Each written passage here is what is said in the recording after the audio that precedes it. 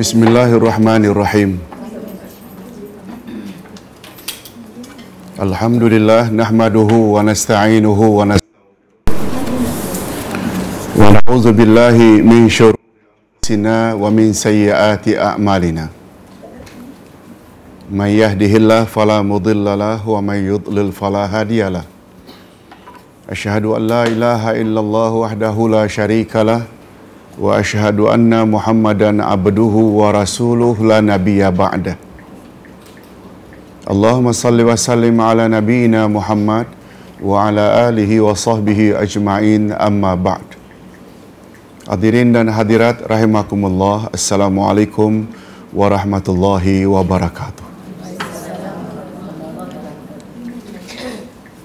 Alhamdulillah, kita bersyukur kehadirat Allah Azza wa Jalla. Berkat taufiknya kita dapat menghadirkan diri dalam majlis ilmu terakhir untuk sesi ini. Inilah kelas yang terakhir. InsyaAllah kita akan jumpa balik setelah hari raya. Pelajaran kita pada pagi ini tentang Qadiani. Sebagai mukaddimah, masyarakat kita bila disebut mazhab, mereka langsung saya teringat mazhab Syafi'i, Hanafi, Maliki, Hambali. Kita tak nafikan itu adalah mazhab. Tapi mazhab-mazhab yang empat itu dipanggil mazhab fiqhiyah. Fiqh. Al-mazahibul fiqhiyah, mazhab fiqh. Bila disebut fiqh, banyak berkaitan dengan amalan. Sekitar salat, puasa, zakat, haji, tawaf, wuduk, tayamum, itu pembahasan fiqh.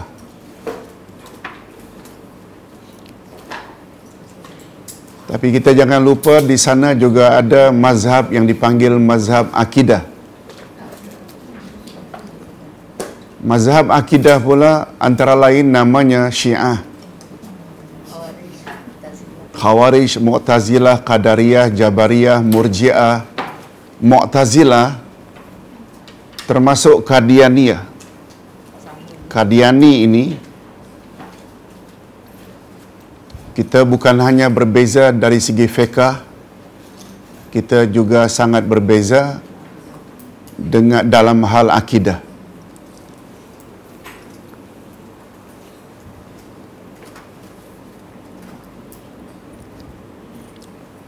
Yang kedua, dalam kita belajar, kata Sayyidina Ali, mengajar ini, proses mengajar, dia ada dua motif. Ada yang kita ajar agar diikuti, dan ada pula yang kita ajar agar dihindari. Bila kita mengajar audiens jemaah kita agar diikuti, itu namanya ta'limud doa. Tolong ulang. Kita mengajar agar diikuti, agar dibuat oleh jamaah.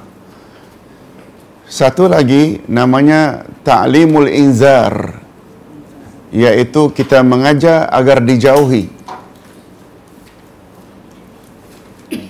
Kalau depan kita sekarang ini ada buku 3, kita sudah belajar buku 1.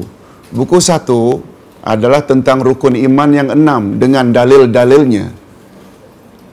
Kita belajar itu atau mengajar itu untuk diikuti. Namanya ta'limud doa. Buku 2, segala perkara yang boleh merosakkan akidah seperti syirik, sihir, tangkal, azimat, tabarruk, tawassul bid'ai. Semua itu kita belajar agar kita jauhi. Namanya ta'limul inzar. Termasuk buku 3. Buku 3 membahas tentang mazhab-mazhab akidah selain Ahlus Sunnah wal Jamaah. Kita perlu tahu itu untuk kita ikuti atau kita jauhi? Untuk kita jauhi. Kita dah cakap tentang Khawarij, Syiah, Mu'tazilah, Qadariyah, Jabariyah, dan pagi ini kita sampai kepada Qadiani. Ajaran ini dipanggil juga dengan Ahmadiyah. Sempena nama pengasas, Ghulam Ahmad. Bukan Muhammadiyah ya. Muhammadiyah itu satu mazhab di Indonesia. Nah, hadirin dan hadirat rahimakumullah. Sebagai mukaddimah, Ustaz tulis di sini, sebenarnya agama Qadiani yang juga dikenal dengan nama Ahmadiyah adalah satu agama baru yang muncul di benua India. Di mana dia muncul? India. Di benua India.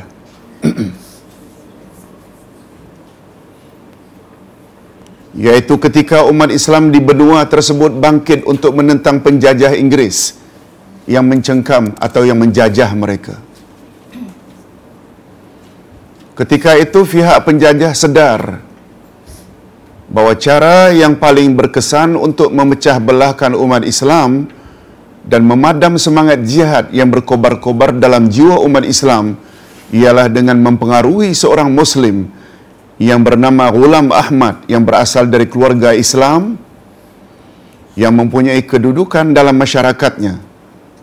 Nah, Ghulam Ahmad ini punya keluarga, orang yang ada status dalam masyarakat. Itu yang British pegang. Supaya mengisytiharkan satu agama baru. Supaya mengisytiharkan satu agama baru yang berbeza dari agama yang dianut oleh seluruh umat Islam. Dan menentang dasar-dasar Islam serta menentang perkara-perkara yang sudah disepakati. Antara lain nanti puak atau agama baru ini menentang adanya jihad. Kedatangan British menjajah mereka, nanti mereka putar sedemikian rupa sebagai suatu nikmat. Dan British jangan ditentang. Siapa menentang berdosa. Beza tak dengan fahaman Ahlus Sunnah wal Jamaah? Beza. Ghulam Ahmad mendakwa bahawa wahyu belum berakhir. Nah, di sini dah mula dah.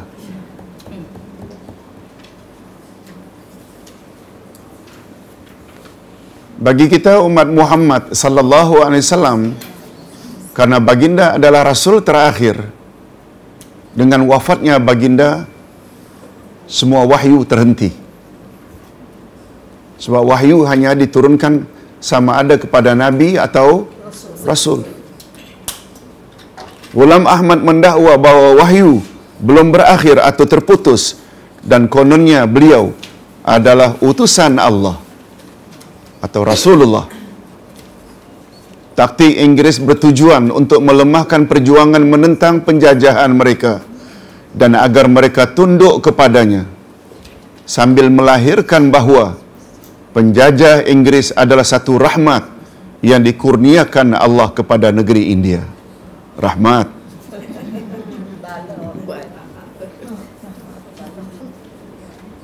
Okey, itu sekedar mukaddimah.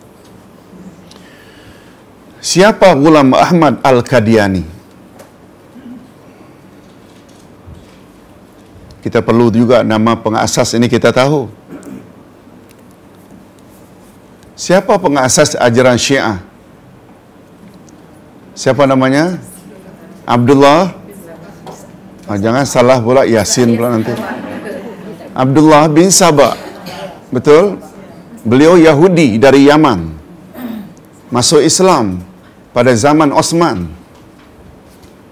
Lalu dari Yaman pergi ke Madinah semasa pemerintahan Osman dengan harapan karena mu'allaf akan diambil, akan diberi keistimewaan oleh Osman.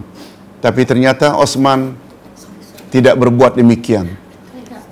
Dia sangat marah sehingga dia create satu usaha untuk memecahkan umat Islam dari dalam, iaitu dengan menyanjung-nyanjung Sayyidina Ali. Itu Abdullah bin Saba. Nah, ajaran Qadiani pula dalam buku Al-Istifta Ghulam Ahmad berkata, Ghulam Ahmad ni banyak mengarang buku. Apa kata Ghulam Ahmad? Saya dikenal dengan nama Ghulam Ahmad. Ana Mirza Ghulam Murtada. Dan Ghulam Murtada pula adalah anak Mirza Atta Muhammad. Ini dia menyebut tentang salasilah keturunannya. Selanjutnya kata Ghulam Ahmad, saya mendapat tahu daripada ayah saya bahawa datuk nenek moyang saya, datuk nenek saya adalah dari keturunan Mogul. Mogul. Tetapi Tuhan telah mewahyukan kepada saya bahawa mereka adalah dari keturunan Parsi.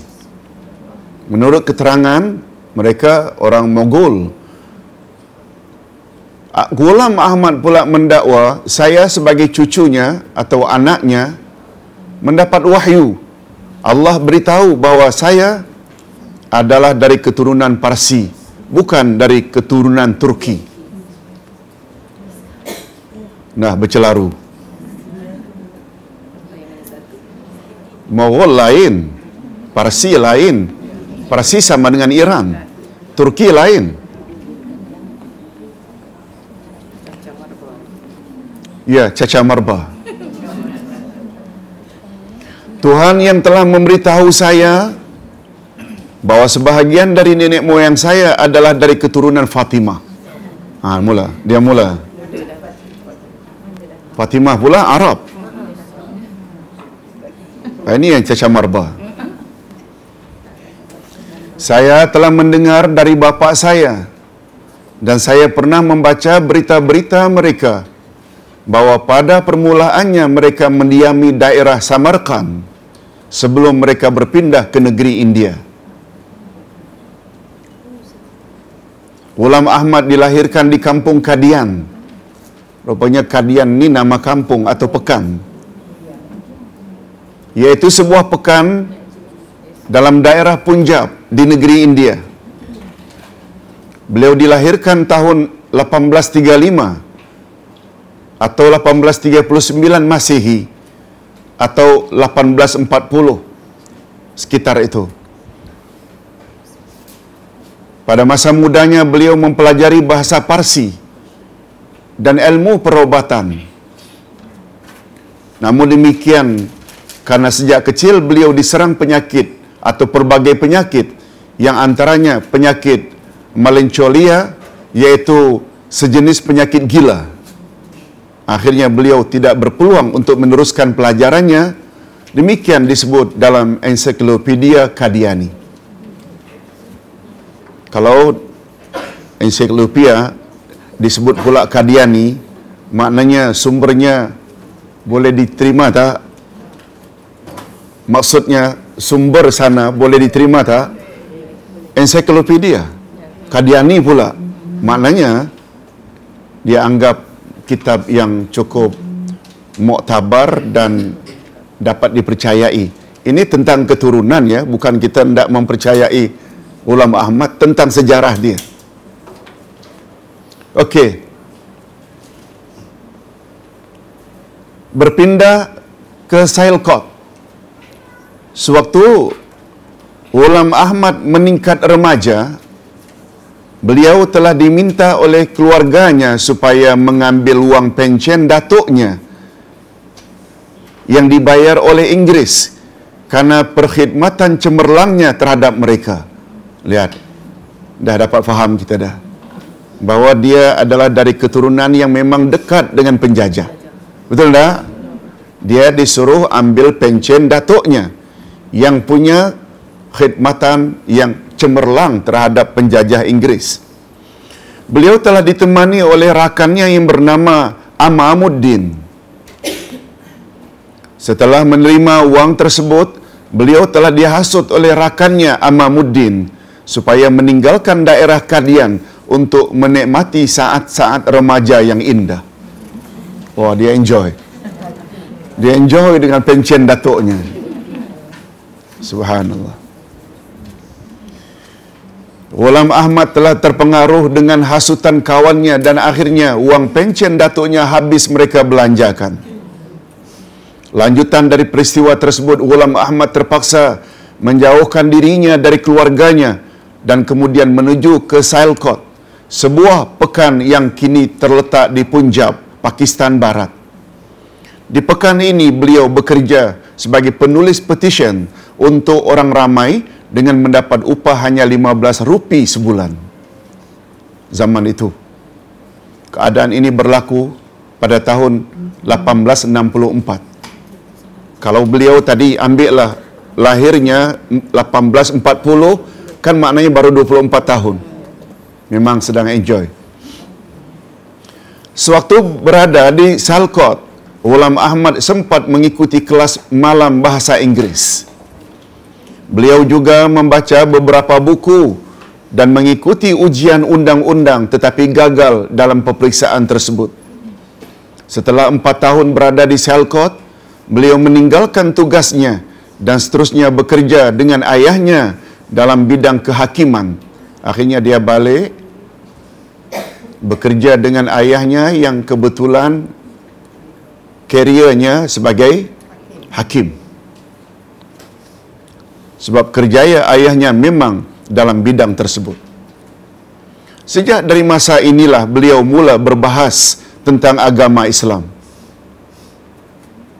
Maknanya umurnya sekitar 30-an, dia mula membahas tentang Islam dan mendakwa bahawa beliau akan mengarang sebuah buku yang tebal dengan judul Barahin Ahmadiyah untuk menentang agama Islam.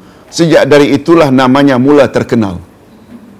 Barahin ini bahasa Arabnya burhan, jamaknya barahin, bukti-bukti kebenaran Ahmadiyah, lebih kurang macam itulah.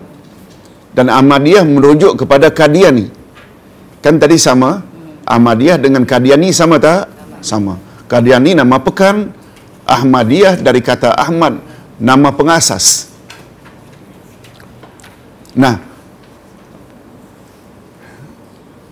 figure yang juga tidak boleh dilupakan jasanya terhadap perkembangan ajaran Ahmadiyah ini adalah Nuruddin Al-Bahairawi. Hakim Nuruddin Al-Bahairawi semasa di Sialkot,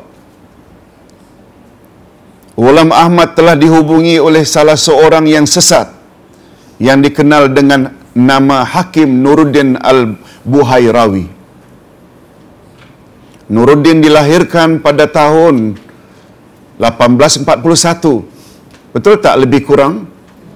Lebih kurang.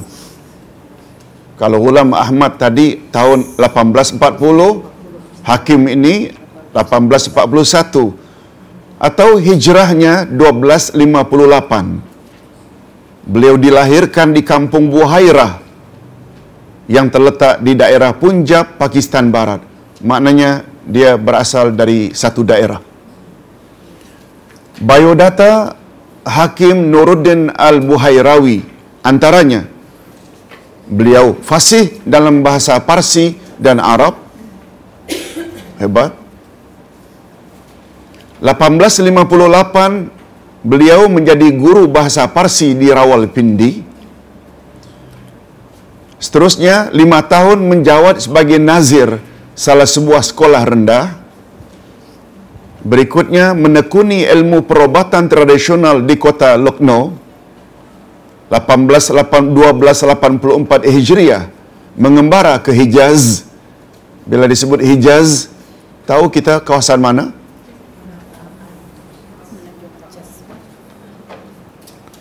Semenanjung Arab terlalu luas. Semenanjung Arab, khususnya Arab Saudi, betul tak? Arab Saudi terletak di semenanjung Arab. Dipanggil dalam bahasa Arab Jazirah Arabiyah. Bahasa kita Jazirah itu semenanjung.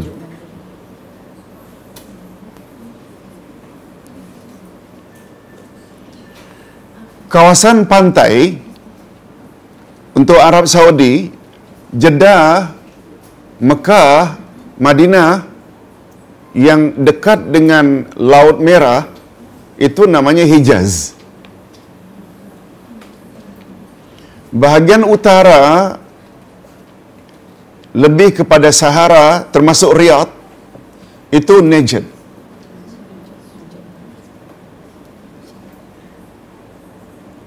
Itu sebabnya kalau kita pernah dengar nama Muhammad bin Abdul Wahhab, beliau itu Najdi. Najdi maknanya orang dekat kawasan Riyadh, utara. Hijaz, yang paling banyak orang-orang perantau terutama dari Nusantara, kawasan Hijaz. Karena mereka naik haji, overstay. Pergi umrah, overstay. Betul tak? Akhirnya banyaklah istilah Palembani, Banjari, Mandili. Semua kita tahu ya, Syekh Muhammad Abdul Qadir Mandili baru meninggal dunia 2 pagi yang lalu di hospital di Mekah. Inna lillahi wa inna ilaihi raji'un. Kita doakan mudah-mudahan beliau mendapat tempat yang baik di sisi Allah Azza wa Jalla. Jadi hakim tersebut pernah 1884 Hijrah mengembara ke Hijaz, iaitu sekitar Mekah Madinah. Selanjutnya beliau sebagai doktor peribadi di Jamun, iaitu selatan Kashmir. Maknanya orangnya cukup banyak pengalaman. Semasa di Jamun, iaitu selatan Kashmir, beliau telah mendengar nama Ghulam Ahmad Al-Qadiani. Ini dia. Ghulam Ahmad dengan bukunya Barahin Ahmadiyah dah mula terkenal, lalu didengar oleh Hakim Al-Buhairawi ini. Dan akhirnya mereka berdua menjadi teman yang sangat rapat. Apabila Ghulam Ahmad mula mengarang buku Barahin Ahmadiyah, maka Hakim Nuruddin pula mula mengarang buku Tasdiq Barahin Ahmadiyah. Tasdiq maknanya dia membenarkan pula. Dia memperkuatkan lagi apa yang ada di dalam buku Barahin Ahmadiyah oleh Ghulam Ahmad. Kemudian Hakim Nuruddin menghasut Ghulam Ahmad supaya mendakwa dirinya sebagai Nabi. Maknanya besar tak peranan Hakim ini? Perkara ini ditegaskan sendiri oleh beliau dalam bukunya Sirah Al-Mahdi. Apa katanya? Sirah Al-Mahdi ini dikarang oleh hakim tersebut. Dalam buku tersebut beliau berkata, kalaulah orang itu, yakni Ghulam Ahmad, mendakwa dirinya sebagai Nabi pembawa syariat yang membatalkan syariat Al-Quran, maka sudah tentu saya tidak akan menafikannya. Nampak tak? Dia penyokong kuat. Setelah Ghulam Ahmad berpindah ke Qadian, maka beliau telah diikuti oleh Hakim Nuruddin dan menjadi salah seorang pengikut utama Ghulam Ahmad. Begitu kedekatan antara Ghulam Ahmad dengan Hakim Al-Buhairawi. Okey, ini yang paling mustahak. Beberapa akidah agama Qadiani. Yang pertama, dakwaannya sebagai Nabi. Ghulam Ahmad telah melantik Abdul Karim, salah seorang pengikut setianya, untuk menjadi imam di Masjid di Qadian. Qadian di mana tadi? Di Pakistan Barat, di Punjab. Abdul Karim diangkat menjadi imam untuk Masjid Qadiani. Abdul Karim boleh disifatkan sebagai salah satu sayap bagi Ghulam Ahmad. Sedangkan sayapnya yang satu lagi adalah Hakim Nuruddin Al-Buhairawi. Jadi dia, kalau dia macam burung, dia boleh terbang kalau ada 2 orang ini. Dia boleh terbang jauh, bawa ajarannya bila ada Abdul Karim dan Hakim Buhairawi. Pada tahun 1900, maknanya ketika itu umur Ghulam Ahmad berapa tahun? 60 tahun. Abdul Karim telah menyampaikan khutbah Jumaatnya dan menegaskan dalam khutbahnya bahawa Mirza Ghulam Ahmad adalah utusan Allah dan beriman kepadanya adalah wajib. Semasa menyampaikan khutbah itu, Ghulam Ahmad berada di dalam majlis tersebut. Seterusnya Abdul Karim dalam khutbahnya menyebut, sesiapa yang beriman kepada nabi-nabi tetapi tidak beriman kepada Ghulam Ahmad, maka sesungguhnya dia telah membeza-bezakan antara rasul-rasul dan dia telah menyalahi firman Allah sewaktu dia menggambarkan sikap orang-orang yang beriman. Kami tidak membeza-bezakan sesiapun di antara rasul-rasulnya. Memang ada Al-Baqarah 285. Tolong ikuti. A'udzubillahi minasyaitonirrajim. La nufarriqu baina ahadim min rusulih. Dan kami kali-kali tidak membeza-bezakan antara satu rasul dengan rasul yang lain. Memang betul. Memang betul ada ayat itu. Tapi dia dah pesongkan, kalau tidak iktiraf Ghulam Ahmad bermakna orang tersebut telah membeza-bezakan antara satu rasul dengan rasul yang lain. Hadirin dan hadirat, Ustaz jelaskan sedikit tentang tafsir ayat ini.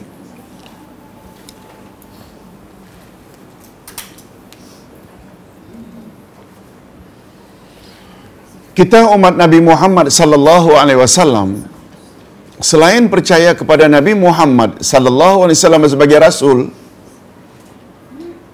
kita percaya tak juga nabi-nabi sebelumnya? Yes. Ya. Beriman kepada semua nabi, semua rasul. Antara satu rasul dengan rasul yang lain kita tak boleh beza-bezakan.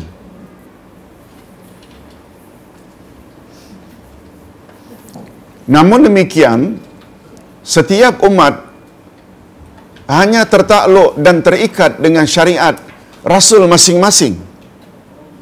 Kalau umat Muhammad terikat dengan syariat yang dibawa oleh Nabi Muhammad sallallahu alaihi wasallam, betul tak kita tak terikat lagi dengan syariat nabi-nabi sebelumnya? Kecuali jika direkmen oleh Nabi Muhammad sallallahu alaihi wasallam. Seperti umpamanya syariat puasa, syariat salat, syariat khatan. Itu memang ada arahan daripada Allah. Adapun syariat khatan itu Nabi yang suruh kekalkan bagi lelaki.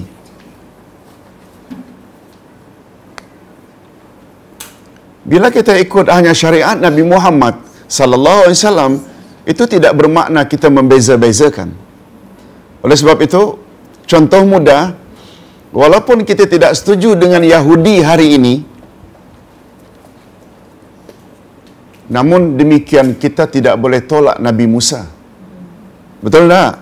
Walaupun kita tidak setuju dengan Nasrani hari ini, namun kita tak pernah menolak Nabi Isa. Itu maksudnya kita tak membeza-bezakan. Dengan syarat, nabi-nabi tersebut sememangnya diutus oleh Allah. Banyak tak nabi-nabi sebelum Nabi Muhammad? Dan kita yakin tak setelah Nabi Muhammad tidak ada rasul lagi? Malah bagi kita bukan wajib percaya kepada Ghulam Ahmad. Siapa percaya kafir. Siapa percaya Rasul Melayu kafir. Sebab kita yakin Nabi Muhammad last Rasul.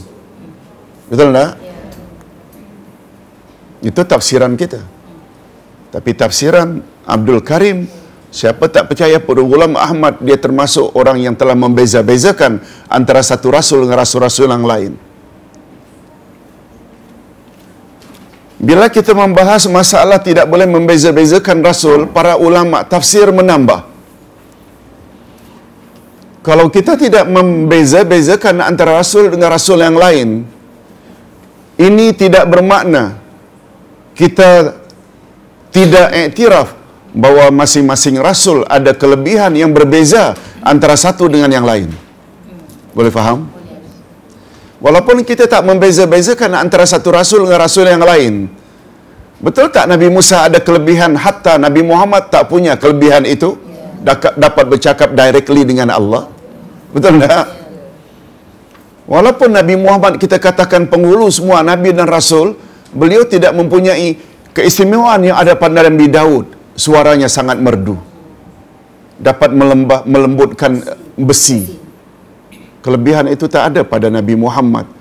Ini lebih-lebih lagi Nabi Sulaiman yang dapat kontrol jin, dapat memahami bahasa binatang. Betul tak? Kita bagi pada Sulaiman, kita tak bagi pada Nabi Muhammad. Betul tak? Jadi tidak membeza-bezakan antara satu rasul dengan rasul yang lain tidak bermakna kita dilarang iktiraf kelebihan masing-masing rasul. Itu bab lain. Okey. Kita teruskan. Yang pertama, mendakwa bahawa Ghulam Ahmad itu adalah nabi. Yang kedua, pintu kenabian masih terbuka. Nah, dia bukan hanya mendakwa dirinya nabi, pintu kenabian itu terus terbuka. Ghulam Ahmad telah mendakwa bahawa pintu kenabian masih lagi terbuka. Perkara ini telah diakui oleh anaknya Mahmud Ahmad. Ini anaknya Mahmud Ahmad yang menjadi khalifah kedua bagi agama Qadiani. Khalifah kedua bagi agama Qadiani namanya Mahmud Ahmad. Pengakuan tersebut termaktub di dalam bukunya Hikayat An-Nubuwah. Hakikat Nubuwah. Hakikatun Nubuwah, iaitu kenabian yang sebenarnya. Adalah jelas seperti matahari di waktu siang hari bahawa pintu kenabian itu masih lagi terbuka. Selanjutnya Ghulam Ahmad sendiri menegaskan dalam buku Anwarul Khalifah, mereka yakni orang-orang Islam telah mendakwa bahawa perbendaharaan Tuhan itu sudah kekeringan. Dakwaan itu telah dikeluarkan oleh mereka karena mereka tidak menghargai hak-hak Tuhan yang sebenarnya. Saya menegaskan bahawa bukan saya sahaja Nabi yang diutus, malahan ribuan Nabi lagi akan diutus. Ya, dia bukan hanya mendakwa dirinya Nabi, juga setelah dia akan diutus lagi ribuan Nabi. Ini sangat berbeza dengan firman Allah yang menyebut bahawa Nabi Muhammad itu khatamun nabiyyin. Apa makna khatamun nabiyyin? Penutup semua nabi. Dalam buku yang sama beliau menegaskan lagi, andai kata ada orang yang meletakkan pedang di atas tengkuk saya untuk memaksa supaya saya mengaku bahawa tidak ada nabi setelah Nabi Muhammad sallallahu alaihi wasallam, maka saya akan berkata kepadanya, engkau pendusta. Walaupun dia tidak dipancung. Sesungguhnya adalah harus, bahkan semestinya akan lahir selepasnya beberapa orang nabi. Lihat, dia mendakwa, siapa mendakwa setelah Nabi Muhammad tidak ada nabi lagi, itu bermakna mereka tidak menghargai hak-hak Allah. Faham maksudnya? Allah kan berhak. Itu maksudnya. Allah boleh buat apa saja. Ibu-ibu dan bapa sekalian, kita tak menafikan yang Allah boleh buat apa saja. Tapi Allah sendiri yang telah membuat statement bahawa Muhammad itu Rasul terakhir. Dan maha suci Allah daripada berbohong. Betul tak? Jadi kita bukan lihat dari segi Allah boleh tak kiamatkan bila-bila masa. Itu hak dia.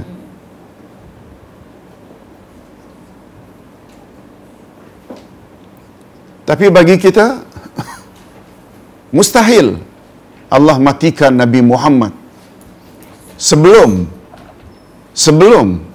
ajaran Islam itu sempurna disampaikan. Boleh tak? Macam ragu saja. Allah boleh matikan, wafatkan Nabi Muhammad sallallahu alaihi wasallam. Tapi adalah mustahil Allah akan berbuat demikian andai kata ajaran Islam belum lagi sempurna disampaikan oleh Nabi Muhammad, sebab beliau last rasul. Itu sebabnya dalam akidah kita, Nabi Muhammad maksum dari sudut apa? Syima. Nabi Muhammad maksum dari sudut apa? Tak pernah buat dosa. Itu persepsi umum kita. Tapi jangan lupa, beliau juga adalah maksum daripada dibunuh atau wafat sebelum ajaran Islam sempurna disampaikan. Tambahan. Selama ini memang maksum dari sudut beliau tak buat dosa. Beliau tak silap. Sebab beliau role model. Laqad kana lakum fi Rasulillahi uswatun hasanah. Sesungguhnya pada diri Rasulullah bagimu terdapat contoh teladan yang terbaik. Oleh sebab itu, bila beliau terdedah dengan dosa minum arak berzina, akan huru-haralah mahkamah ilahi di akhirat nanti. Engkau suruh kami ikut Muhammad. Muhammad saja minum arak, macam mana pula? Kan macam itu. Dari sudut itu maknanya maksum Nabi Muhammad daripada dosa. Nah, sebagai tambahan, Nabi Muhammad juga maksum daripada mati dibunuh sebelum Islam sempurna disampaikan. Kita tak kata Allah tak boleh bunuh atau matikan Nabi Muhammad. Beza tak? Hak-hak Allah lain. Pada masa yang sama, Allah juga tidak akan mungkir janji. Dalam buku Risalatut Ta'lim, Ghulam Ahmad menegaskan, janganlah kamu menyangka bahawa wahyu hanya turun pada masa lalu sahaja dan tidak turun lagi pada hari ini. Jangan disangka bahawa Rohul Kudus itu, maknanya malaikat Jibril, hanya turun pada masa lalu dan tidak akan turun pada masa sekarang. Sebenarnya, dan perkataan saya adalah benar belaka, ini. Sebenarnya, dan dia komen pula, adalah perkataan saya ini benar belaka, bahawa mungkin setiap pintu itu boleh ditutup, tetapi pintu Rohul Kudus akan tetap terbuka untuk selama-lamanya. Maknanya, Rohul Kudus ni malaikat Jibril bertugas terus menyampaikan wahyu. Sampai hari kiamat. Boleh tak dengan kata lain, Ghulam Ahmad ajarannya tidak iktiraf Nabi Muhammad itu Rasul terakhir? Yes.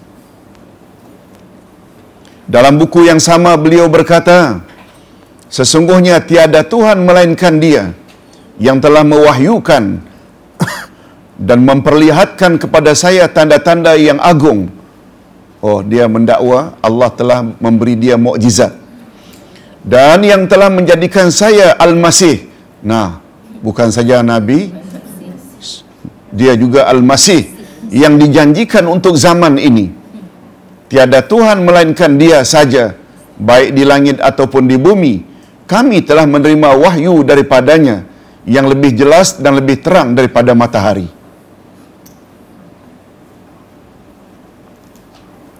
Hadirin dan hadirat, perkara ini tak perlu diherankan.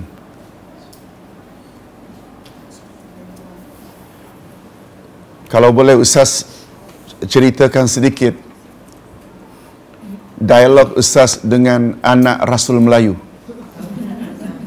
Mau dengar? Ustaz dah cerita? Sudah? Belum? Seorang makcik mengadu, Ustaz, menantu saya anak Rasul Melayu. Menantu laki-laki saya. Maknanya anak perempuannya kahwin dengan anak Rasul Melayu. Namanya Berbisan ke? Berbisan. Dengan Rasul Melayu.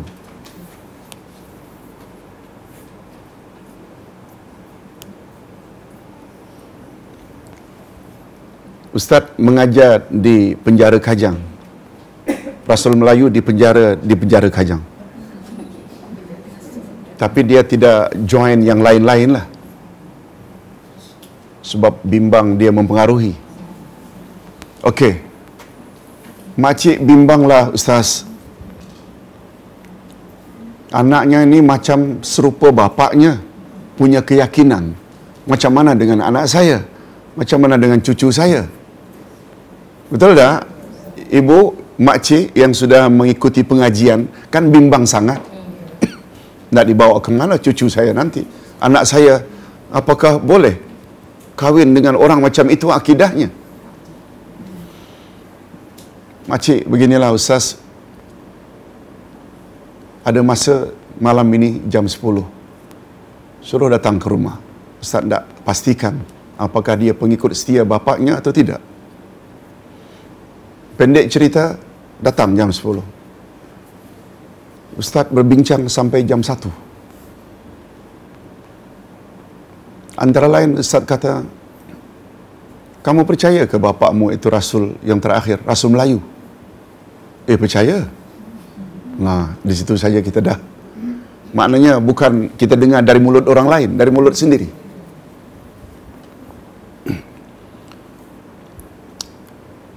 Kamu tidak tahu ke bahawa di dalam Al-Quran dikatakan bahawa Nabi Muhammad itu Nabi terakhir?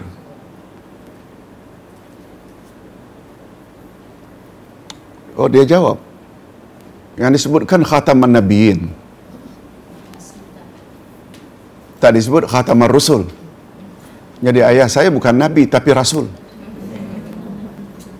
Dia belok ke situ. Ustaz tanya lagi.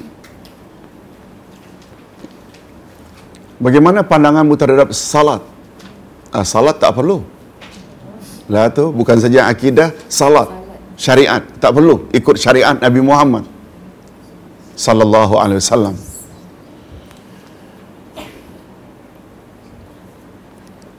Macam mana bapakmu tahu bahawa dia adalah nabi? Dia adalah rasul? Oh, dia belajar Al-Quran. Oh, bapakmu tahu bahasa Arab? Tak tahu. Jadi tahu Quran dari mana? Ayah belajar buku tafsir dari Indonesia oleh Profesor Muhammad Yunus. Profesor Muhammad Yunus ni memang ada satu buku tafsir sebelum buku yang dari Departemen Agama yang kita tengok itu, yang coklat itu adalah dari Departemen Agama resmi itu, diminta oleh kerajaan Arab Saudi, lalu diperbanyak bahasa itu, disebarkan di Asia Tenggara. Ini lain. Yang satu lagi itu Muhammad Yunus lebih dulu daripada itu. Dia pakai bahasa lama yang kalau U itu O-I, macam Sukarno, S-O-I kan, Su, bukan U. Itu bahasa lama. Tafsirnya okey. Tafsirnya okey. Cuma bahasa klasik lah. Oh, bapakmu belajar dari buku Profesor Muhammad Yunus? Ya. Ayah tak tahu bahasa Arab, cuma beliau belajar di situ. Lalu Ustaz tanya, tidakkah itu bermakna Profesor Muhammad Yunus lebih layak jadi Nabi dari bapakmu? Tidaklah. Allah pilih siapa yang dia nak pilih. Lebih kurang macam itulah. Exactly macam itu. Banyak lagi yang lain-lain. Ustaz kata, telefon makcik dah lari akidahnya. Ini bukan urusan Ustaz. Pergi ke pejabat agama, minta fasakh. Sebab akidah macam ini, anak makcik akan rosak, cucu makcik akan rosak. Begitu saja. Betul tak? Confirm lah kalau dah macam ini. Salat tak perlu, mendakwa bapaknya Nabi, itu semua dah murtad dah. Na'udzubillahi min zalik. Jadi maksud Ustaz, kalau Ghulam Ahmad ada penyokong Mahmud Ahmad anaknya, jangan heran, Rasul Melayu pun ada penyokong dari kalangan anaknya. Hadirin dan hadirat rahimakumullah. Yang ketiga, yang pertama tadi apa? Bahawa dia adalah Nabi. Yang kedua, kenabian tidak berakhir. Dia terus menerus sampai hari kiamat. Yang ketiga, dakwaannya menerima wahyu. Nah, dia menerima wahyu. Dalam buku Maktub Ahmad, Ghulam Ahmad menegaskan bahawa Allah telah menurunkan wahyu kepadanya. Antaranya, apa bunyi kitab tersebut? Engkau diterima di hadapanku dan aku memilih engkau untuk diriku. Engkau di sisiku mempunyai kedudukan yang tidak diketahui oleh makhluk-makhluk yang lain. Engkau di sisiku seperti keesaan dan keseoranganku. Engkau di sisiku seperti keesaan dan keseoranganku. Wahai Ahmadku. Wah, Masya Allah, Allah panggil Ahmadku.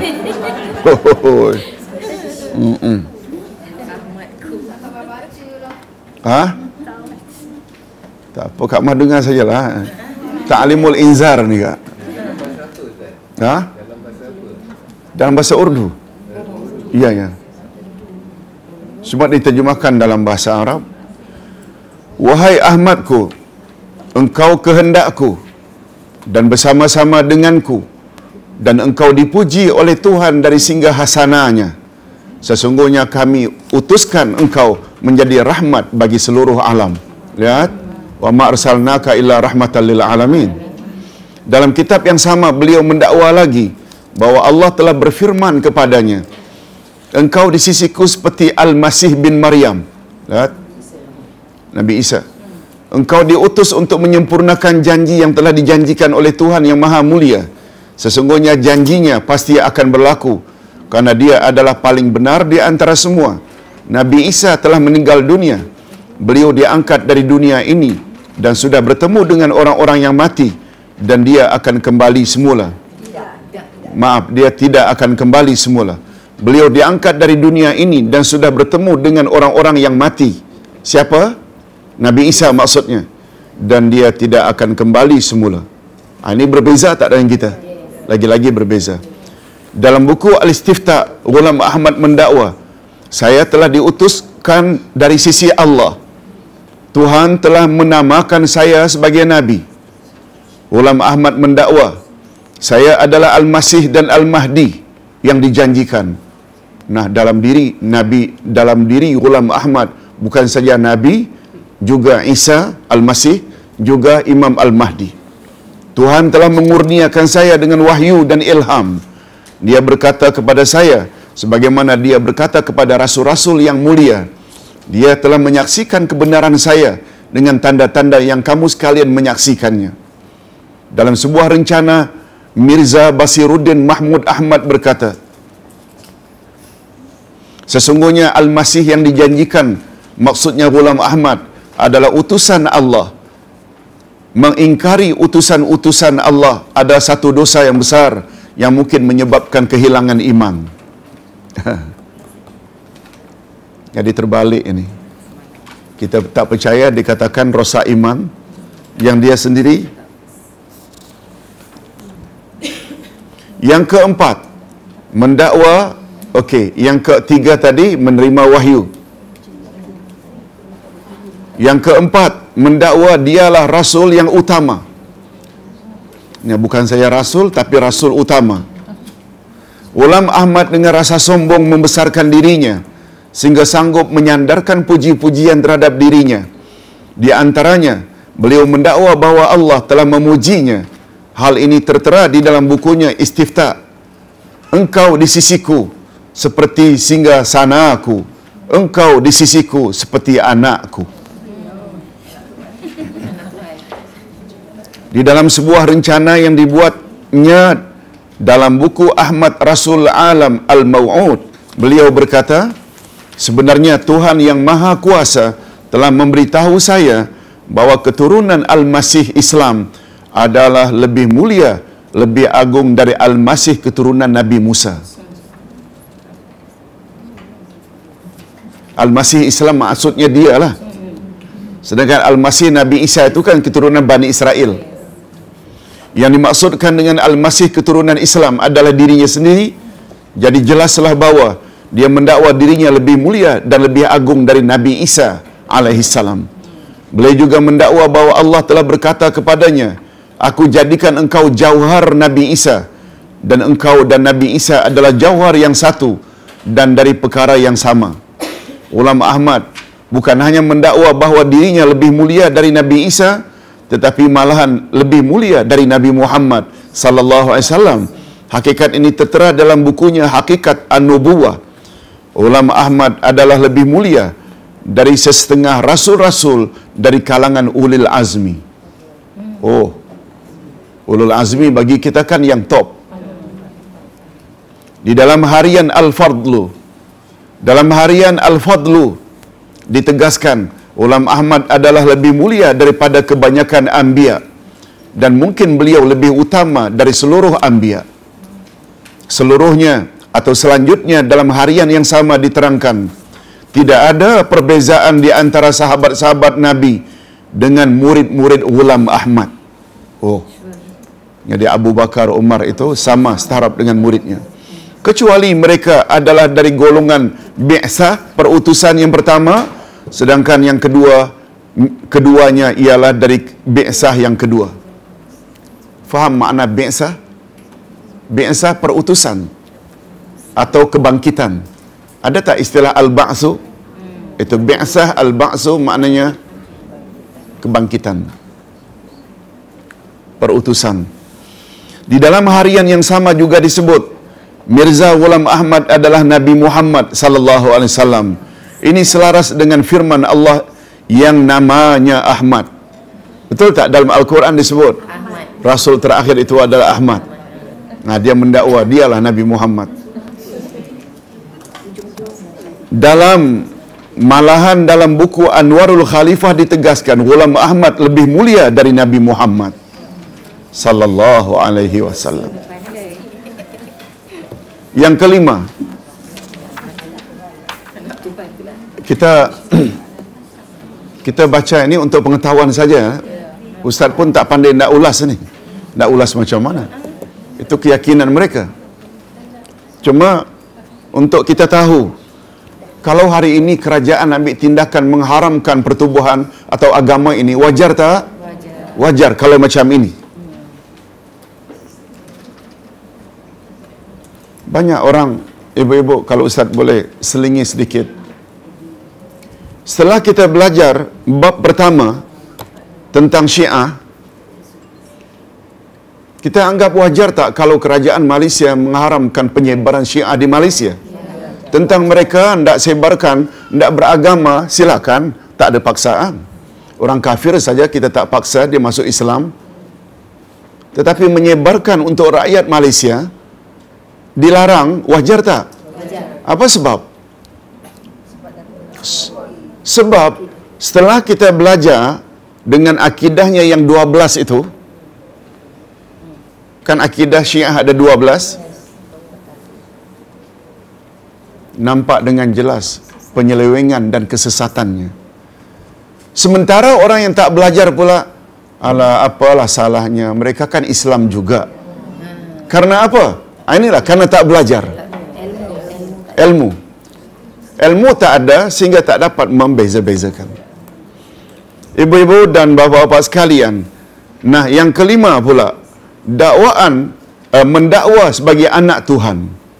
Dalam bukunya Al-Istiftah, Ghulam Ahmad mendakwa bahawa Tuhan telah berfirman kepadanya, engkau di sisiku seumpama keesaan dan keseoranganku. Maknanya tauhid, bersatu. Sekarang tibalah masanya engkau mendapat pertolongan dan terkenal di kalangan manusia. Engkau di sisiku seumpama singgasanaku, engkau di sisiku seumpama anakku, engkau di sisiku mempunyai kedudukan yang tidak diketahui oleh orang lain. Yang keenam, para nabi menyaksikan kenabiannya. Di dalam buku Maktub Ahmad, Ghulam Ahmad mendakwa Nabi Saleh alaihi salam telah menyaksikan tentang kebenaran saya sebelum saya melahirkan seruan saya. Nah, Nabi Saleh. Tak Saleh mana agaknya? Jangan-jangan Mak Saleh. Ya betul lah, ini anak British. Itu sebabnya dia panggil Saleh sini.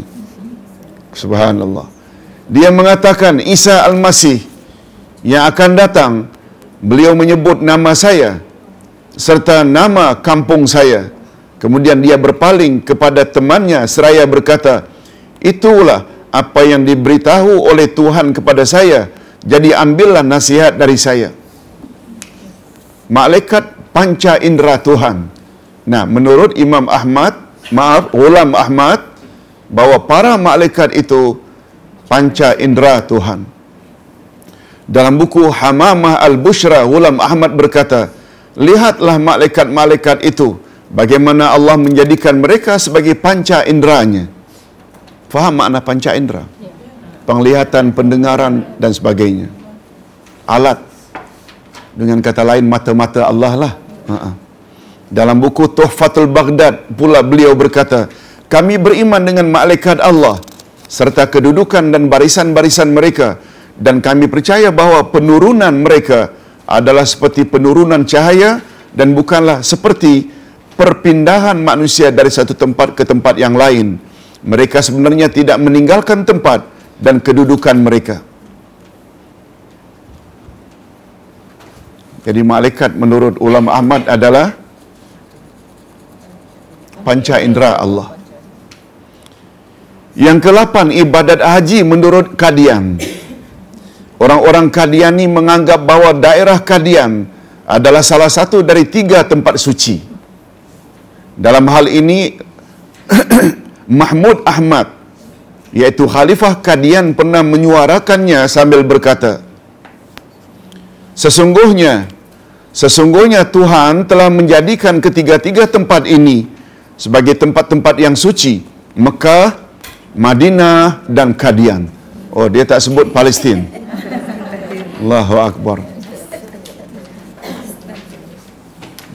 Dan Tuhan telah memilih ketiga-tiga tempat ini karena keagungannya. Mekah, Madinah dia tak nafikan, cuma yang ketiga itu Qadian. Dalam harian Al-Fadlu disebutkan, alangkah menderitanya orang yang menghalang dirinya dari menikmati Haji Akbar di Qadian. Haji Akbar di Qadian. Ulama Ahmad cuba menyelaraskan ayat Quran dengan mengutarakan Masjidil Haram dengan daerah Qadian sambil berkata, sesiapa yang memasukinya akan merasa aman. Sifat ini hanya diperuntukkan kepada Masjid Qadian. Padahal ayat Quran merujuk kepada Masjidil Haram ketika Fathu Mekah. Kan penaklukan kota Mekah, dari Madinah Nabi masuk Mekah, Nabi buat pengisytiharan siapa Masjid Haram mereka aman, tak diganggu. Dalam harian, Ghulam Ahmad juga, di dalam puisinya Ghulam Ahmad berkata, bumi Qadian berhak mendapat penghormatan. Ia adalah tanah haram sejak ia dijadikan. Nah, ada satu lagi tanah haram. Malahan Ghulam Ahmad mendakwa Masjid Qadian lebih mulia dari Masjidil Haram. Dalam harian Al-Fadlu beliau menegaskan, apa yang dimaksudkan dengan Masjidil Haram dalam firman Tuhan, Maha Suci Tuhan yang memperjalankan atau Isra' hambanya pada waktu malam dari Masjidil Haram ke Masjidil Aqsa yang kami berkati di sekelilingnya, maksudnya ialah Masjid Qadian. Andainya daerah Qadian menjadi tanah suci, malahan boleh jadi lebih utama daripadanya, maka menziarahinya adalah menyamai fardu haji dan mungkin melebihi daripadanya. Dah dahsyat sungguh. Okey, ada satu lagi. Ulama Ahmad menyebut kelebihan haji di Qadian sebagai yang tercantum di dalam Bigam Al-Sulhi. Menunaikan haji di Mekah tanpa melakukan haji di Qadian adalah merupakan haji yang kering dan kosong. Karena menunaikan haji di Mekah hari ini tidak memenuhi kehendak risalah dan tidak mendapat berkat. Ulama Ahmad juga mendakwa bahawa dirinya adalah Hajrul Aswad yang harus dikucuk. Subhanallah. Sorrylah. Dalam bukunya Al-Istifta' dia menegaskan, saya adalah Hajrul Aswad yang diletakkan di dunia untuk dikucuk. Dengan menjamahnya manusia akan mendapat berkat.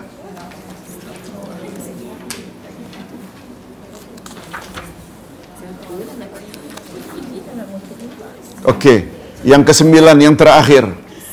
Taat setia kepada penjajah Inggeris. Ini mustahak. Ghulam Ahmad menegaskan dalam bukunya Tiryaqul Qulub, saya menghabiskan sebahagian besar usia saya untuk menyokong kerajaan Inggeris serta membantunya. Saya telah menulis buku-buku dan mengeluarkan risalah-risalah yang melarang dilancarkan penentangan terhadap kerajaan Inggeris dan menggesa supaya diberikan taat setia kepada pihak Inggeris. Buku-buku dan risalah-risalah tersebut, jika dikumpulkan sudah tentu ia dapat memenuhkan 50 khazanah. Buku-buku tersebut semuanya disebarkan secara meluas di negara-negara Arab seperti Mesir, Syam, Kabul dan Rom. Di dalam bukunya Syahadat Al-Quran, Ghulam Ahmad mendakwa, saya telah berjuang sejak dari waktu muda saya hingga sekarang ini, di mana saya sudah hampir mencecah usia 60 tahun. Saya menggunakan lidah dan pena saya untuk menggesa orang-orang Islam supaya berlaku jujur terhadap kerajaan Inggeris serta bersimpati kepadanya. Saya berusaha supaya menjauhkan semangat jihad yang dianut oleh sebahagian dari mereka yang jahil, yang menghalang mereka untuk bersikap jujur terhadap kerajaan Inggeris. Nampak tak ini boneka atau tali barut Inggeris? Dalam bukunya yang sama, beliau menegaskan, saya percaya bahawa apabila bilangan pengikut saya bertambah ramai, maka akan berkuranglah orang yang bersemangat jihad. Ini sebagai lanjutan kepercayaan mereka kepada sayalah, bahawa sayalah Al-Masih atau Al-Mahdi. Mereka hendaklah mengingkari konsep jihad. Dalam bukunya Tabligh Risalah, beliau menegaskan, saya tidak dapat menjalankan tugas saya dengan baik di Mekah dan Madinah, atau di Rom, atau di Syam, atau di Parsi, atau Kabul. Tetapi saya dapat menjalankan tugas saya dengan baik di bawah naungan kerajaan ini yang senantiasa saya harapkan supaya mencapai ketinggian dan kejayaannya. Maknanya, dia merasa aman menyebarkan ajarannya di bawah naungan kerajaan Inggeris. Memang anak Inggeris. Dalam bukunya yang sama, beliau memberi nasihat kepada umat Islam India. Sebenarnya kerajaan Inggeris merupakan rahmat dan berkat kepada kamu sekalian. Ia merupakan benteng yang didirikan oleh Allah untuk melindungi kamu. Jadi hendaklah kamu menyedarinya sewajarnya. Orang Inggeris 1000 kali lebih baik bagi kamu daripada orang Islam. Inggeris lebih baik daripada orang Islam yang berselisih pendapat dengan kamu, karena mereka tidak bertujuan untuk menghina dan membunuh kamu. Dalam rencana yang berjudul Pengisytiharan Khalifah Qadiani yang disiarkan dalam harian Al-Fadlu, Ghulam Ahmad berkata, hubungan perkumpulan Ahmadiyah dengan kerajaan British bukanlah seperti hubungannya dengan kumpulan-kumpulan lain. Keadaan kuasa kita berbeza dengan kumpulan lain, karena kita dapati apa yang menjadi faedah kepada kerajaan ini, maka ia adalah juga menjadi faedah kepada kita. Lihat. Jadi dia tak dapat pisah dengan kerajaan Inggeris. Dengan meluasnya kerajaan British, maka ia memberi peluang kepada kita untuk mara ke hadapan. Andainya ia ditimpa suatu kecelakaan dan kita berdoa supaya ia tidak berlaku, lihat tu, dia berdoa supaya kecelakaan jangan menimpa British, maka kita tidak akan dapat hidup secara aman. Dalam bukunya Al-Istifta, Ghulam Ahmad menegaskan, demi Allah, kita telah merasa aman dan diharamkan bagi seluruh orang-orang Islam untuk memerangi dan melakukan kezaliman serta keburukan terhadapnya. Ia ialah karena mereka telah melakukan pelbagai kebaikan terhadap kita, dan mestilah balasan yang baik diberikan kepada mereka, kepada kebaikan. Dia gunakanlah hadis ini, man lam yashkurin nas lam yashkurillah. Siapa yang tidak bersyukur kepada sesama manusia, bermakna ia tidak bersyukur kepada Allah. Tidaklah diragukan lagi bahawa kerajaan mereka memberikan keamanan kepada kita serta melindungi kita dari kezaliman orang-orang yang zaman ini. Maknanya, umat Islam yang menentang penjajah itu semuanya musuh ajaran Qadiani. Dalam kitab Hamamah Al-Bushra, Ghulam Ahmad menegaskan, kami hidup di bawah naungannya secara aman. Di bawah naungan apa tadi? Inggeris. Selamat dan penuh kebebasan. Demi Allah, kalau kita berpindah ke negara-negara Islam, maka kita tidak akan bersua dengan keamanan dan keselesaan lebih daripada ini. Iyalah, awak tak bawa kesesatan, orang akan tentang. Kerajaan ini telah melakukan kebaikan terhadap kita dan nenek moyang kita dengan pemberian yang tidak terdaya bagi kita untuk mensyukurinya. Oh, berita sudah macam Tuhan. Seterusnya, Ghulam Ahmad berkata, bagi saya, tidak seharusnya bagi orang-orang Islam dari rakyat India untuk melakukan kezaliman serta mengangkat senjata menentang kerajaan yang baik ini dan juga untuk memberikan bantuan kepada siapapun untuk tujuan itu. Jadi kerajaan India, umat Islam India, bukan saja jangan menentang Inggeris, juga jangan memberi bantuan pada mana-mana pihak yang ingin menentang Inggeris. Begitu juga untuk membentuk pihak-pihak yang menentang kerajaan, sama ada dengan percakapan, perbuatan, isyarat, keuangan atau rancangan-rancangan yang merosakkan. Malahan perkara-perkara ini haram dan sesiapa yang melakukannya, maka itulah amalan menderhaka Allah dan Rasul-Nya serta dalam kesesatan yang nyata. Adalah wajib bagi mereka untuk bersyukur. Sesiapa yang tidak bersyukur kepada manusia berarti ia tidak bersyukur pada Tuhan. Nah, keluar hadis ini. Banyakkan di Selangor kita lihat ini signboard ini. Masih boleh tahanlah sebab pemerintahnya orang Islam. Sesiapa yang tidak bersyukur, okey, menyakiti orang yang membuat kebaikan adalah suatu keburukan dan kejahatan serta terkeluar dari jalan yang benar dan juga dari agama Islam. Sesungguhnya Tuhan tidak suka kepada orang-orang yang melampaui batasan. Sebenarnya Ghulam Ahmad sengaja memejamkan matanya terhadap ayat-ayat Al-Quran yang menyeru kepada konsep jihad. Begitu juga beliau sengaja memejamkan matanya terhadap hadis-hadis Rasulullah yang menyuruh kepada jihad dan kelebihannya yang perlu ditegakkan hingga ke hari kiamat. Okey. Nah, sekarang hadirin dan hadirat, setelah kita lihat ada 9 pegangan atau akidah Qadiani, akhirnya kita boleh tak ambil satu kesimpulan bahawa ajaran Qadiani adalah kafir. Sebenarnya tak layak dipanggil Islam lagi. Nah, kalau tadi hubungannya antara ajaran Qadiani dengan British, apa pula hubung kaitnya ajaran Qadiani dengan Hindu? Siapa sebenarnya yang paling gembira? Agama Hindu gembira dengan kehadiran agama Qadiani. Satu perkara yang juga patut diketahui bahawa tokoh-tokoh kebangsaan India mengalu-alukan kemunculan agama Qadiani.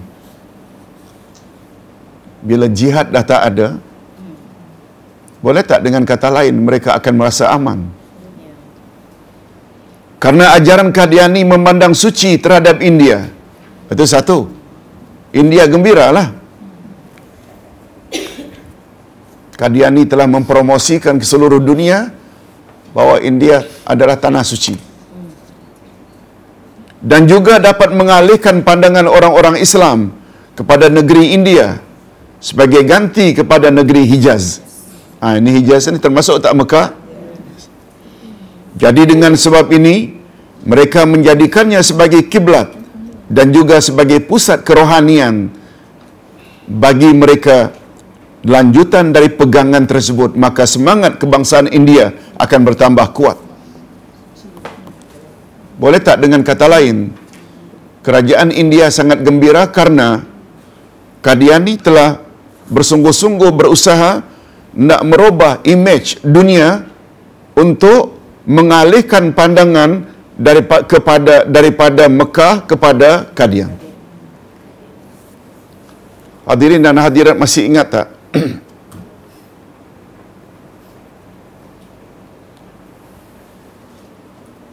Apa sebab tentera Abraha dari selatan Yaman menyerang Kaabah? Untuk meroboh Kaabah. Supaya apa?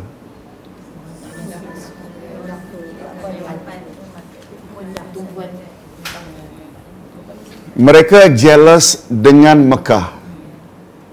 Saban tahun dikunjungi.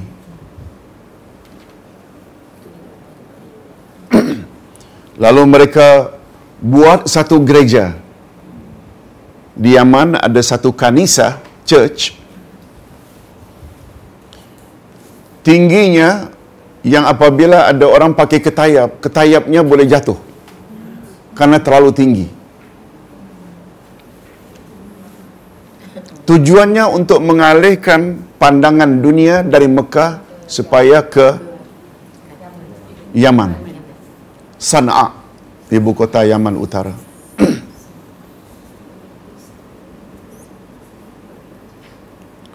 Pada suatu hari, mereka dapati gereja mereka dikotori dengan najis.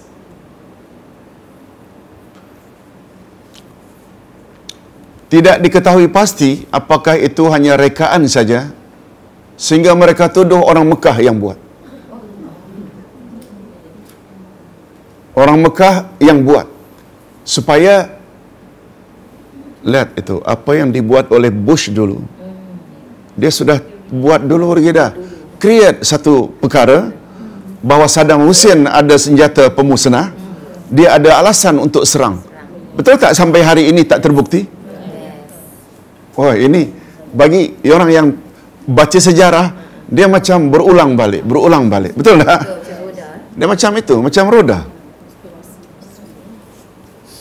Jadi bila kita bawa apa yang Ghulam Ahmad punya idea ini, fikrah ini, serupa tak?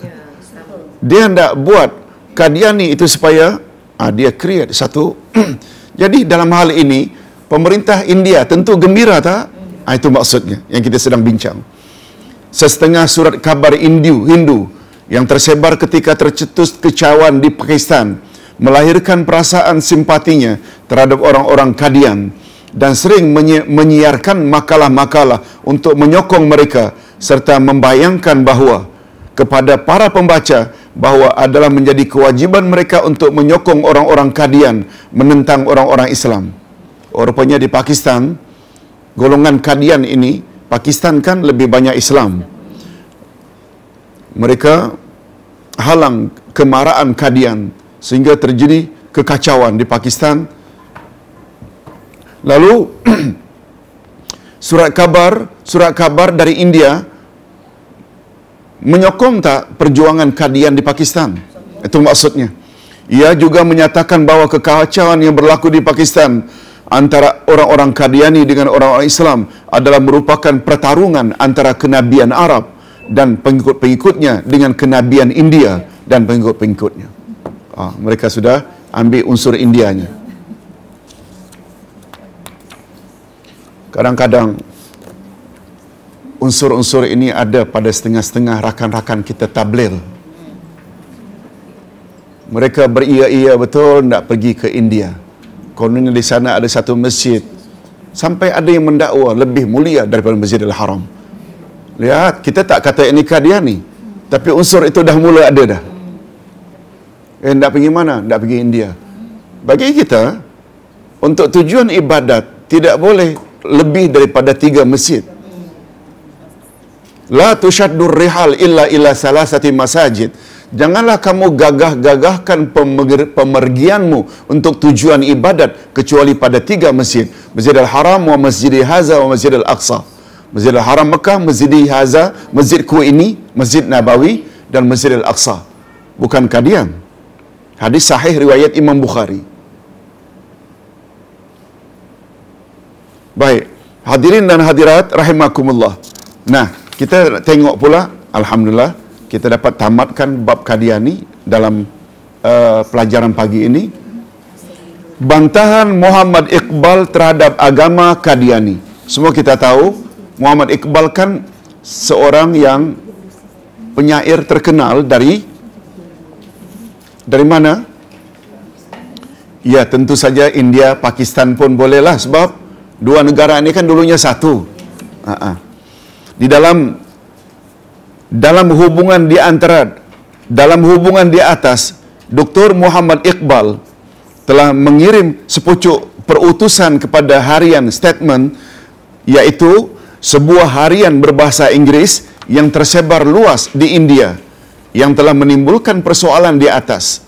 Muhammad Iqbal antara lain berkata, agama Qadiani adalah merupakan percobaan yang direncanakan untuk mendirikan suatu kumpulan baru berdasarkan kenabian yang menentang kenabian Nabi Muhammad sallallahu alaihi wasallam. Setuju tak? Yes, ini dia statement yang betul. Satu, usaha untuk menentang kenabian Nabi Muhammad sallallahu alaihi wasallam. Begitu juga dalam jawabannya terhadap ucapan Pandit Nehru, Perdana Menteri India, ketika itu yang hairan. Pandit Nehru yang ketika itu menjadi Perdana Menteri India hairan mengapa orang-orang Islam berusaha untuk menjauhkan agama Qadiani dari orang-orang Islam, sedangkan menurutnya ia adalah salah satu puak dari puak-puak Islam. Kalau Pandit Nehru punya pandangan seperti itu, kita tak heran. Betul tak? Dia bukan orang Islam. Mengapalah Islam sama Islam ni? Kan banyak sampai hari ini.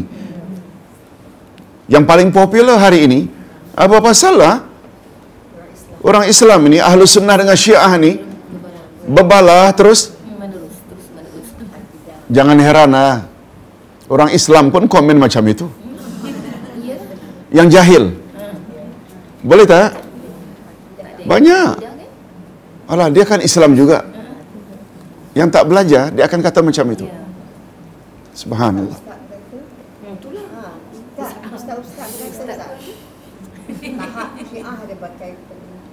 Allahu Akbar. Sedangkan menurutnya ia adalah salah satu puak dari puak-puak Islam. Muhammad Iqbal lalu menjawab kehairanan Pandit Nehru. Orang-orang Qadiani berusaha untuk melahirkan dari umat Nabi Muhammad satu umat baru yang mengikut Nabi di India. Agama Qadiani adalah lebih berbahaya bagi umat Islam di India daripada kepercayaan Spinoza, iaitu seorang ahli falsafah Yahudi yang menentang peraturan-peraturan agama Yahudi. Nah, Ustaz pun tak tahu. Betul tak? Dia kata lebih berbahaya. Jangan heran, perkara yang sama dikatakan oleh para ulama kita Islam juga. Apa dia? Ada pahaman tarikat Wahdatul Wujud. Pernah dengar tak? Wahdatul Wujud apa maknanya? Mendakwa Allah ada di dalam setiap makhluk. Dalam diri setiap makhluk. Apa kata para ulama? Agama atau tarikat Wahdatul Wujud lebih teruk daripada Nasrani. Walaupun dia kata dia Islam.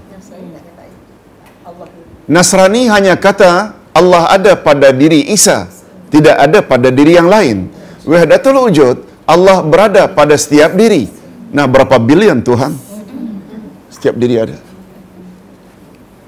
Komen lain. Syiah lebih teruk dari Nasrani. Macam pula. Kalau tadi Wahdatul Wujud, ini Syiah pula, komen ulama lebih teruk daripada Nasrani. Coba fikir dari angle mana?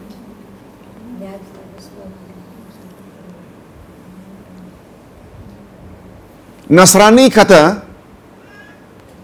pernah dengar istilah Hawariyun? Siapa Hawariyun?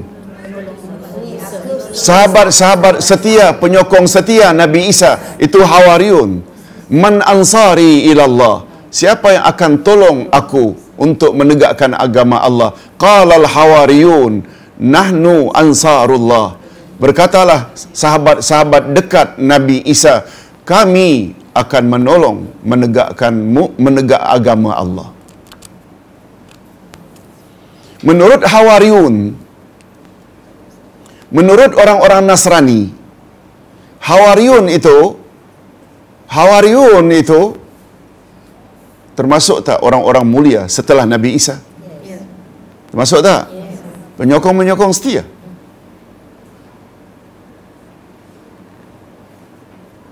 Sementara Syiah pula melihat Abu Bakar, Umar, Osman orang paling teruk dari kalangan umat Muhammad.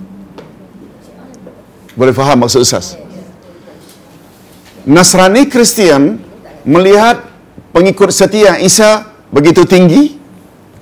Kita yang berpahaman Ahlu Sunnah wal Jamaah serupa, pengikut setia Nabi Muhammad dari kalangan Muhajirin Ansar orang paling tinggi, yang confirm mendapat redha Allah.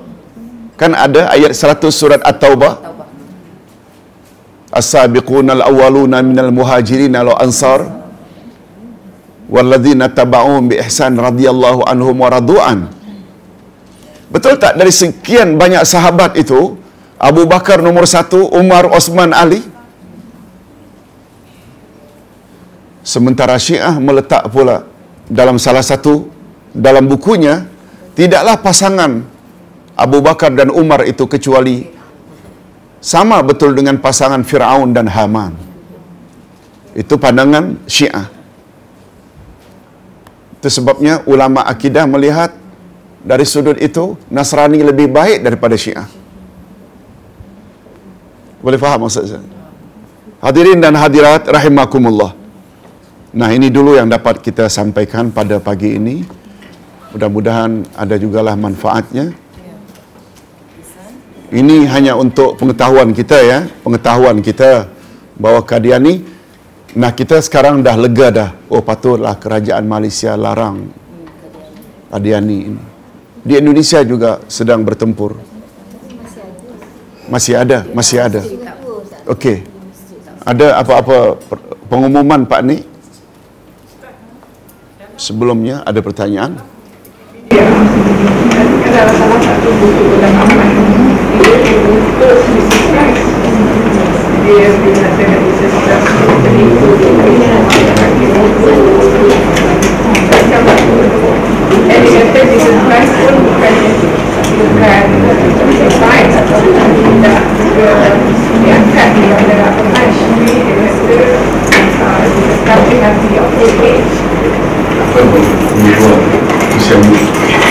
dalam ensiklopedia apa?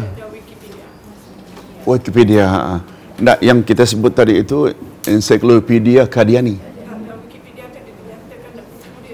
Oh, buku dia. Okey. Siapa pengarangnya?